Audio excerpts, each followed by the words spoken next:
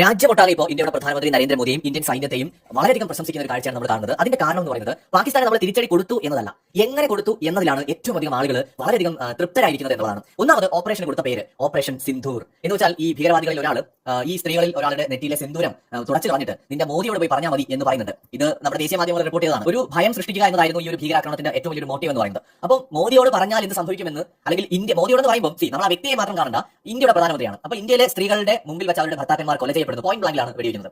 ഹെഡിലാണ് കൂടുതൽ പേർക്കും വെടികൊണ്ടിട്ടുള്ളത്. കൊല ചെയ്യപ്പെടുന്നു. അതിനുശേഷം ആ സ്ത്രീയോട് പറയാണ് നിങ്ങളുടെ ഭരണാധികാരിയോട് അല്ലെങ്കിൽ മോദിയോട് പോയി പറഞ്ഞാൽ മതിയെന്ന്. അങ്ങനെ പറയുമ്പോൾ ആ പറയുന്ന ആളുകൾക്ക് മനസ്സിലാക്കണം മോദിയോട് പറഞ്ഞാൽ എന്ത് സംഭവിക്കുമെന്നുള്ളത്, അല്ലെങ്കിൽ ഇന്ത്യയുടെ ഭരണാധികാരി വിചാരിച്ചാൽ എന്ത് സംഭവിക്കുന്നത്. അതുകൊണ്ടാണ് 2008 അജ്മൽ കസബിന് അന്ന് പരിശീലനം കൊടുത്ത തീവ്രവാദ ക്യാമ്പുകളടക്കം സകലതും ഇവിടെ ശ്രദ്ധിക്കുന്നത് 4ഓളം സ്ഥലങ്ങൾ പാകിസ്ഥാന്റെ ഒഫീഷ്യൽ അതിർത്തിക്കുള്ളിലാണ്, പാക് അധീന കാശ്മീരിലല്ല. അപ്പോൾ അത്രയും സ്ട്രോങ് ആയിട്ടുള്ള ഒരു ആക്രമണം നമ്മൾ അതിന്റെ ദൃശ്യങ്ങൾ കണ്ടു. വീണ്ടും നമ്മൾ അതിലേക്ക് പോകുന്നില്ല. അപ്പോൾ ആ ഒരു ആക്രമണം നടത്താനുള്ള ഒരു തീരുമാനം ഇനി എടുക്കുന്നത് അവിടെയാണ്. ഇനി ഇന്ത്യൻ സൈന്യത്തിന്റെ കാര്യം പറയുന്നില്ല. നരേന്ദ്രമോദി നിങ്ങൾ എന്താണെന്ന് വെച്ചാൽ നോക്കി കണ്ട് ചെയ്തോളുന്ന ഒരു വാക്ക് മതി ഇന്ത്യൻ സൈന്യത്തിന്. ഇന്ത്യൻ ഗവൺമെന്റിന്റെ ഒരു വാക്ക് കിട്ടിയാൽ മതി, ബാക്കി പണി അവർ എടുത്തോളും എന്നുള്ളതാണ്. അതാണ് നമ്മൾ ഇന്ന് കണ്ടത്. പക്ഷേ ഇവിടെ ഓപ്പറേഷൻ സിന്ധൂർ എന്നത് നമ്മൾ ചർച്ചയാക്കേണ്ട ഒരു കാര്യമാണ്. ഈ ഓപ്പറേഷൻ സിന്ധൂർ എന്ന് പറയുന്ന ഈ മിഷനിൽ നാരീ ശക്തിയുടെ പ്രകടനം കൂടി ഇന്ത്യ കാണിച്ചു കൊടുത്തു. എന്ന് വെച്ചാൽ പാകിസ്ഥാൻ ഭീകരവാദികൾക്ക് ഇന്ത്യയിലെ സ്ത്രീകളുടെ ശക്തിയാണ് കാണിച്ചു കൊടുത്തത്. സ്ത്രീകളെയാണ് സത്യത്തിൽ ഇവിടെ ഈ ഭീകരവാദികൾ ഭയപ്പെടുത്തിയത്. അപ്പോൾ ആ ഭീകരവാദികളെ ലക്ഷ്യമിട്ട് ആക്രമണം നടത്തിയത് സ്ത്രീകളാണ് എന്നുള്ളത് ഏറ്റവും അഭിമാനം നിറഞ്ഞൊരു കാര്യമാണ്. അപ്പോൾ ഇന്ത്യ ഗവൺമെന്റ് എത്ര പ്ലാനിങ്ങോട് കൂടിയിട്ടാണ് ഇതെല്ലാം തീരുമാനിച്ചത് ആലോചിച്ച് നോക്കൂ. ഇവിടെ പ്രധാനമായിട്ട് നമ്മൾ 2 സ്ത്രീകളെയാണ് സൈന്യത്തിന്റെ വക്താക്കളായിട്ട് കണ്ടത് അല്ലേ. അഭിമാനത്തോടു കൂടി നമ്മൾ കണ്ട നമ്മുടെ വിംഗ് കമാൻഡർ ആയിട്ടുള്ള വ്യോമിക സിംഗും അതുപോലെ കേണൽ സോഫിയ ഖുറേഷിയും ഇരുവരുമാണ് എന്തായിരുന്നു സൈനിക ആക്രമണം, എവിടെയാണ് നടന്നത് എന്നതിനെ കുറിച്ച് വിശദീകരണം നൽകാനായിട്ട് മാധ്യമങ്ങളുടെ മുമ്പിലേക്ക് എത്തിയത്.